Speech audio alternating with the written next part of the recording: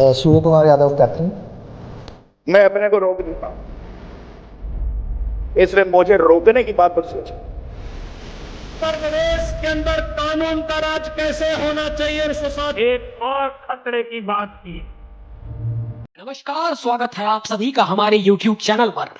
एक तरफ सरकार जबरन देश के माथे पर एक के बाद एक नए बिल थोपते जा रही है, वहीं दूसरी ओर ऑपरेशन सिंदूर के समय सरकार ने जो बड़े लंबे चौड़े वादे किए थे कि पाकिस्तान के साथ किसी भी द्विपक्षीय रिलेशन को पूरी तरह से खत्म कर दिया जाएगा, उसे सिंधु नदी के एक एक बूंद के लिए तरसा दिया जाएगा, फिर दूसरी ओर पाकिस्तान के साथ एशिया कप में क्रिकेट मैच क्यों? आप सोच रहे होंगे कि क्रिकेट मैच से आखिरकार दिक्कत ही क्या है। दरअसल एशिया कप में भारत और पाकिस्तान एक ही ग्रुप में हैं। क्या मजबूरी है दुनिया के सबसे अमीर और शक्तिशाली क्रिकेट बोर्ड बीसीसीआई की कि ये दोनों साथ में क्रिकेट खेल रहे हैं? क्यों ये हर बार जरूरी हो जाता है भारत के लिए पाकिस्तान के साथ ही एक ही ग्रुप में रहना? क्या मनोरंजन की आड़ में पहलगाम हमले को भुला देना उचित है? जिस तरह से पहलगाम हमले के समय, ऑपरेशन सिंदूर के समय पूरा देश और विपक्ष सरकार के साथ आ गया था, तो क्या इसी दिन के लिए साथ आया था कि एक दिन भारत और पाकिस्तान एक साथ एक ही ग्रुप में रहकर एशिया कप में क्रिकेट खेल रहे होंगे? सरकार की तरफ से जवाब आया कि भारत और पाकिस्तान के साथ द्विपक्षीय क्रिकेट टूर्नामेंट नहीं होंगे, मगर मल्टीनेशनल टूर्नामेंट खेलने से नहीं रोका जा सकता। तो इसमें आपने नया कर ही क्या लिया? ऐसा तो बहुत पहले से चलता आ रहा है।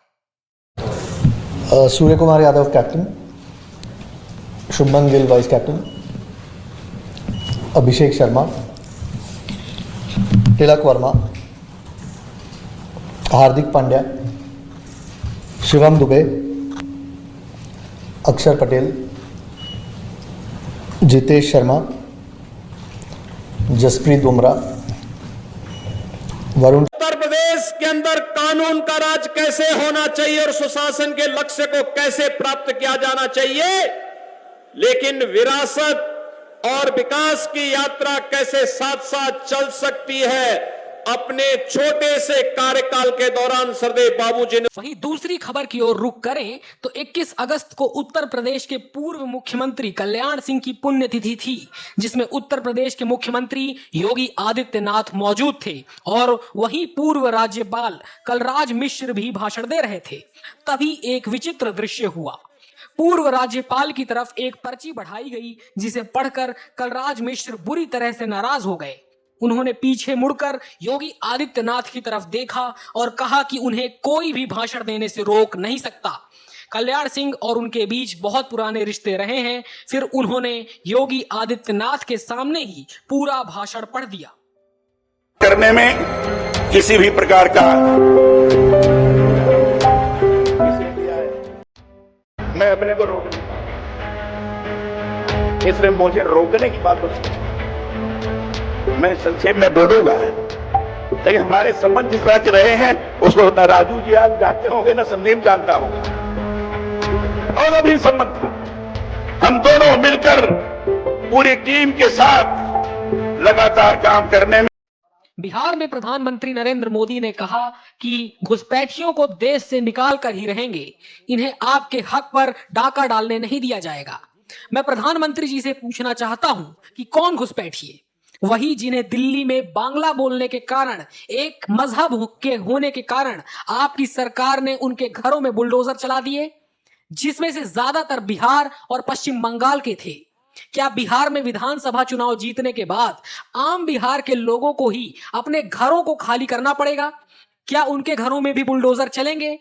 मैं सरकार से पूछना चाहता हूं कि क्या आपकी पश्चिम बंगाल में सरकार नहीं बन रही है, तो इसलिए आप आम बंगाल के लोगों से इस चीज का बदला लेंगे, उनके घरों पर बुलडोजर चलाएंगे, उनके घरों को बुलडोजर से तोड़ा जाएगा, जबकि सुप्रीम कोर्ट का यह आदेश है कि बिना कोर्ट की परमिशन के किसी के भी घर पर बुलडोजर ना चलाया जाए। मगर सत्ता के अहंकार में डूबी भारतीय जनता पार्टी को क्या फर्क पड़ता है सुप्रीम कोर्ट के ऑर्डर से? एटलीस्ट उनके एक्शन से तो देखकर यही लगता है। एक और खतरे की बात की है, और ये खतरा बिहार पर भी है। देश में घुसपैठियों की बढ़ती संख्या चिंता का विषय है। बिहार के सीमावर्ती जिलों में तेजी से डेमोग्राफी बदल रही है। इसलिए एनडीए सरकार ने तय किया है कि देश का भविष्य घुसपैठियों को नहीं तय करने देंगे। 2002 में सब कुछ बोलता हूं, ऐसा नहीं, झूठ बोल रहे हैं आप, मेहरबानी कीजिए, ये भाषा ठीक नहीं है आपकी। मैं 2007 तक हर व्यक्ति, गोदी मीडिया आपको यह बातें कभी नहीं बताएगी, क्योंकि दलाली एक ऐसा नशा है जो अगर लग जाए तो छुटाए नहीं छूटता। मगर ईमानदार और स्वतंत्र आवाज के पत्रकार अभी भी हैं, जिनकी आवाज नहीं दबाई जा सकती। सपोर्ट करें हमारे चैनल उत्कर्ष द्विवेदी स्वतंत्र को सब्सक्राइब बटन दबाकर। धन्यवाद।